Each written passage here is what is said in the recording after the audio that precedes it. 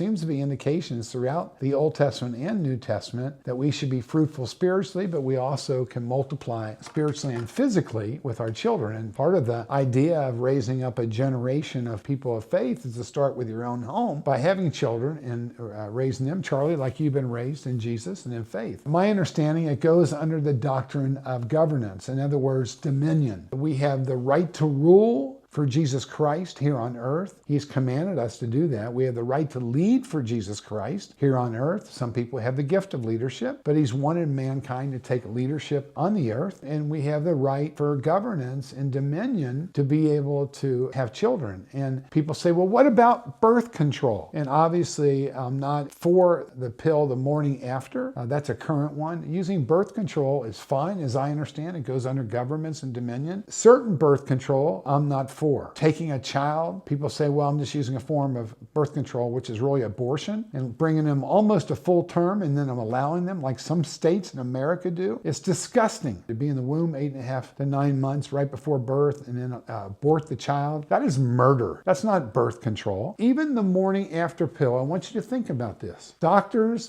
debate conception. Most evangelical doctors say that conception occurs when the egg and the semen meet. Some doctors would say, no, that's the beginning of conception, but actual full conception takes place at attachment to the uterine wall. Well, there's debate about that. I take it, as I understand, conception is where the sperm and the egg come together, and that's pretty quickly in the process of sexual intercourse. So to debate that and say, well, we really don't have life until there's attachment on the wall, I don't think you can really prove that. The morning after pill, I don't think, unless you hold a clear view medically, that it stands when there's attachment to the uterine wall as far as pregnancy. But again, that's debatable. Many doctors debate that, and many specialists, including evangelical Christians, say no, conception takes place when the sperm and the egg come together. A lot of great people, Scott Ray and others, have dealt with debates on this stuff around the world, different ethicists, and